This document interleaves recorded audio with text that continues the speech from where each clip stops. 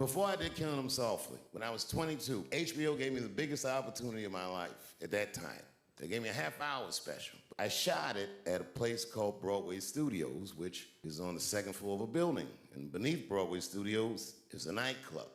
And the night that I taped, 20 minutes into my 30-minute set, music started blasting from the nightclub underneath. You could hear it real loud, and it f***ed my whole show up, and I was devastated. And I thought that my dream had been killed.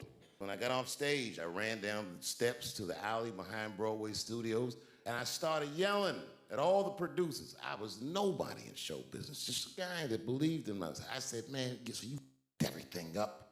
That music, what the f*** are you thinking? And there was a guy who was a big-time producer, I ain't saying no names, and he stood up and he said, hey, kid, sit the f*** down. He said, we didn't ruin anything. We made a deal with that nightclub to not play music, and they didn't honor the deal. And I said, who didn't honor the deal? And he pointed to a guy. It was an old white man sitting in the Ford Taurus by himself. And he said, that guy right there. And I didn't waste no time or ask no questions. I went to that Ford Taurus, and I beat on that window, and I said, open the door, mother. I want to talk to you. And that old man looked at me for 1 second and wisely drove the f off. And 2 minutes later, the doors of the kitchen in the alley of that nightclub underneath Broadway Studios flung open.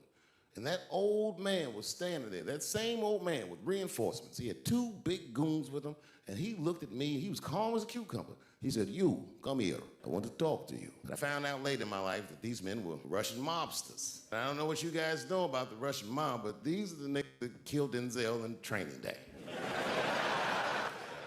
And I believed in what I was doing, and I didn't give a f***, just kept cussing at these motherfuckers, telling them how they ruined my life. That old man couldn't believe that I was talking all this shit.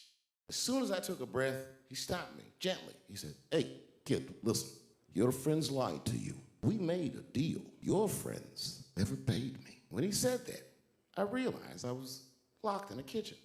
I realized he was telling the truth, which would make me wrong. And the moment that I realized I was wrong for the first time, I was afraid. You see, it's a funny thing if you believe you're absolutely right. You can get drunk off the feeling of how right you are. That's why gay people are so mean. I was scared, but I didn't buckle. I said, well then, sir, I owe you an apology. But I believe that no matter what reason that music was playing, it ruined my life. And that old man looked at me with sympathy in his eyes. He walked over to me and he gently placed his hand on my cheek, which I gotta tell you, is a very emasculating thing to do. I was standing there looking at this nigga's hand on my cheek like and he said, you are a real man. And he tapped me on my cheek. Real soft. Just like that. The doors opened back up. The light from the alley flooded into the kitchen. And I just walked out alive. I lived to fight another day.